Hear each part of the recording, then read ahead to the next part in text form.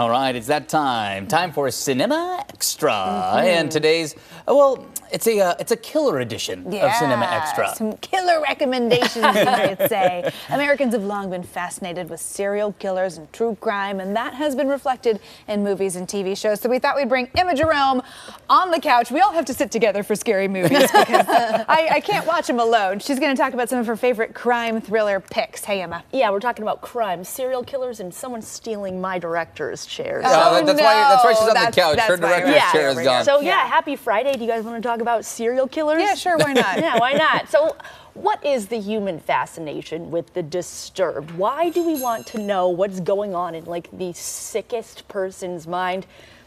I don't know, but whatever fuels that morbid curiosity, a new docuseries with an Oregon director has got you covered. This is Mastermind to Think Like a Killer. In the 70s, 80s, and 90s, we saw this really steep rise in active serial killers. Zodiac Killer, the Hillside Strangler, Son of Sam. All signs are pointing to there will be more victims.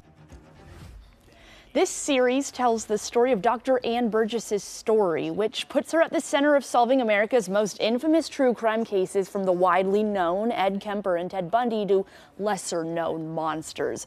We learned about the heyday of the FBI's Behavioral Science Unit, which at its inception was a novel concept. You interview convicted serial killers and find out why they do what they do to be able to catch the next one before they commit an atrocity. So co-produced by Dakota and Elle Fanning and directed by award-winning Oregon director Abby Fuller, Mastermind, streaming on Hulu right now, just came out yesterday. She has a few Emmys under her belt. She lives in Ashland. Oh, wow. And she directed this, which is likely to be a very, very popular show because people are obsessed with the topic. Absolutely. They are. It's really interesting, too, I think, to dig into that FBI program. These interviews with serial killers when they were behind bars. It is fascinating, some of the sit-downs they had. I know, and it was first of its kind. It was created by like 2 or 3 people in a basement. I'll get more to that in a little bit. And it was just not really thought of why we would do that, but it was very,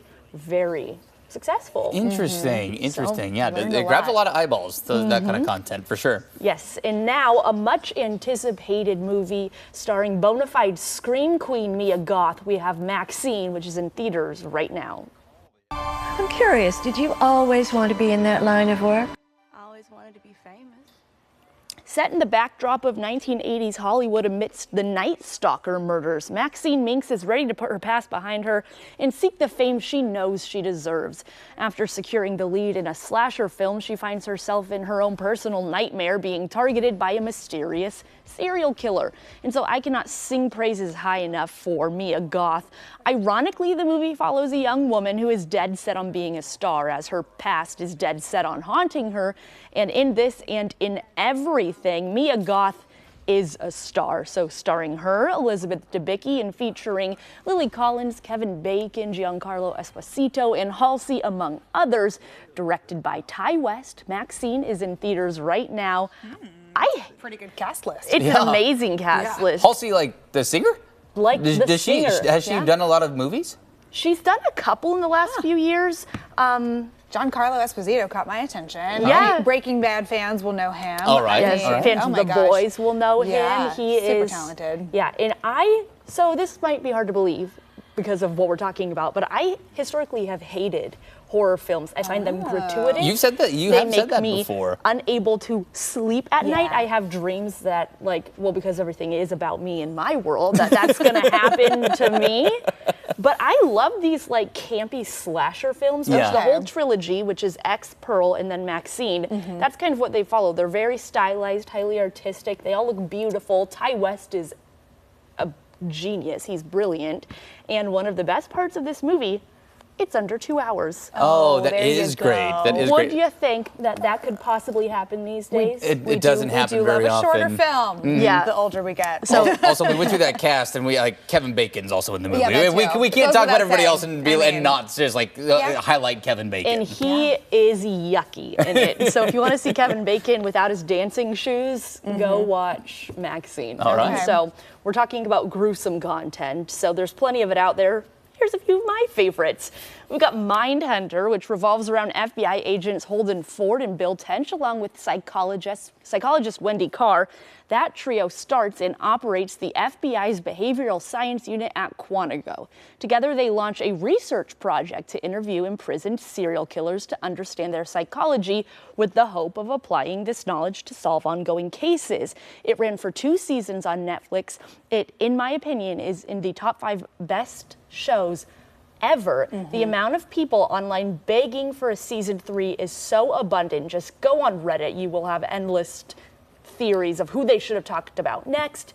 I mean, you might see me on there talking about why we didn't get a season 3.